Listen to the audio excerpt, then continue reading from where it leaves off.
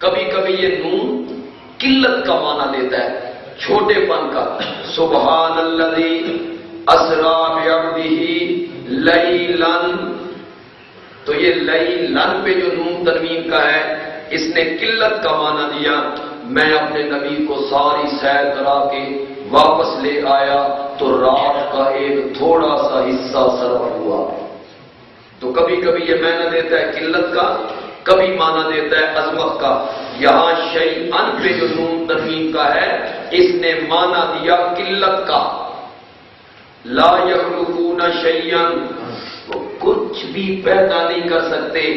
ایک مکھی، ایک چیمٹی، ایک مچھر، ایک مکھی کا پر، کچھ بھی وہ پیدا نہیں کر سکتے. وَهُمْ يُخْلَقُونَ، وہ خود پیدا کیے گئے ہیں.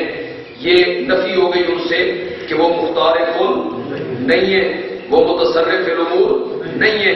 درمیان میں اللہ نے کہا اموات غیر احیاء، وہ مردہ ہیں، غیر احیاء وہ زندہ نہیں ہے.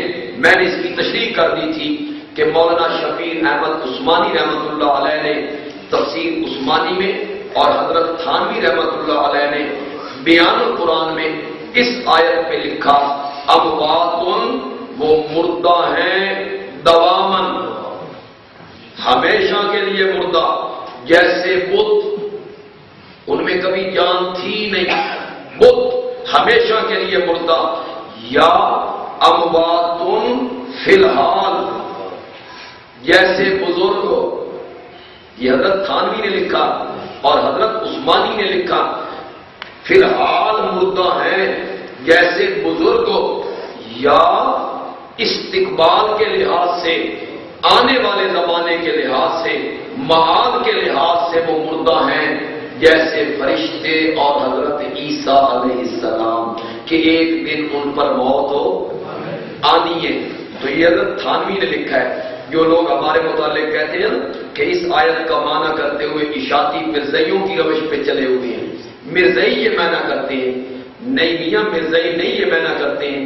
علامہ شبیر احمد عثمانی نے یہ معنی کیا ہے، حضرت تھانوی نے یہ معنی کیا ہے، اور شاہ عبد القادر محدث دہلوی رحمت اللہ علیہ نے اس آیت پہ لکھا شاید یہ ان کو فرمایا جو مرے ہوئے بزرگوں کو پوجتے ہیں.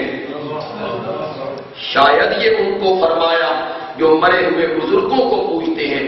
تو ہم بھی تو یہی کہتے ہیں کہ یہاں سے انبیاء، اولیاء، اتقیاء، بزرگ مراد ہیں، اور ہم پر فتویٰ لگایا جاتا ہے کہ یہ مرزائیوں کی روش پہ چل نکلے ہیں.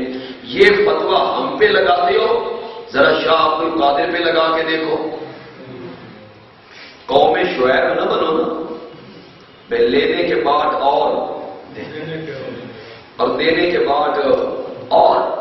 قوم شعیب نہ بنو، بے ہمارے متعلق یہ فتویٰ لگتا ہے. اور شاہ عبد القادر محدث دہلوی اگر لکھیں کہ شاید یہ ان کو فرمایا جو مرے ہوئے بزرگوں کو پوجتے ہیں. یہ انبیاء کے لیے موت کا لفظ، اولیاء کرام کے لیے موت کا لفظ استعمال کرتے ہوئے طرح جانا ظاہری طور پہ پردہ فرما گئے ہیں، برقع بٹا گیا. کیسے کیسے لفظ ہیں، برقع تبدیل کر لیا ہے. اب تو پردے کا لفظ بھی نہیں کہتے ظاہری طور پہ پردہ کر لیا ہے.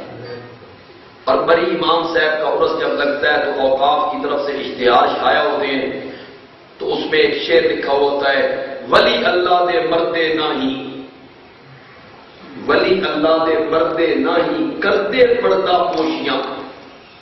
میں نے کہا مردے ناہی تو دبدے کیوں؟ اگر ولی اللہ دے مردے ناہی تو دفن کیوں کرتے ہو؟ تم سے بڑا ظالم کون ہے جو زندوں کو دفن کر دیتے ہو؟ جب دفن کر رہے ہوتے ہو تو تمہارا بھی خیال ہوتا ہے کہ ولی اللہ کا. اور جب جنازہ پڑھتے ہو بری کا، جب جنازہ تم نے پڑھا ہوگا تو اس وقت جنازہ پڑھتے ہوئے یہی کہا ہوگا دعا واسطے حاضر اس کیوں دے دے. کسی طرح پڑھا تھا جنازہ تم نے؟ بے دعا واسطے حاضر اس کیوں دے دے. بلکہ تم نے جنازہ پڑھا ہوگا واسطے حاضر اس اب شیر لکھتے ہو ولی اللہ دے مردے نائی، اس وقت تم نے کیوں کہا دعا واسطے حاضر اس میت کے؟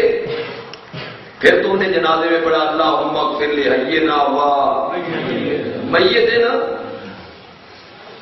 تو موت کا لفظ انبیاء پر یا اولیاء پر بولنا توہین ہے، گستاخی ہے، بے ادبی ہے کہ جگہ جگہ پہ ہماری جماعت کو بدنام کیا جاتا ہے۔ یہ کہتے ہیں جی اللہ کے نبی مر گئے ہیں، موت آ گئی ہے جی، موت آ گئی ہے، توبہ توبہ جی میت کہتے ہیں، انبیاء کو میت کہتے ہیں، اولیاء کو میت سمجھتے ہیں۔ موت کوئی بری چیز ہے؟ نبی پاک کا فرمان پڑھو تحفۃ المومن الموت، یہ ارشاد آپ کو یاد نہیں ہے؟ تحفۃ المومن الموت، موت تو مومن کے لیے کیا ہے؟ الموت تو جسم، یہ بہت خوبصورت بات ہے، تب سمجھ آئے گی جب بالکل ذہن کشادہ کریں گے پھر مزہ آئے گا۔ الموت تو جسم یوصل الحبیب الی الحبیب، موت ایک ایسا پل ہے جو دوست کو دوست کے ساتھ ملاتا ہے۔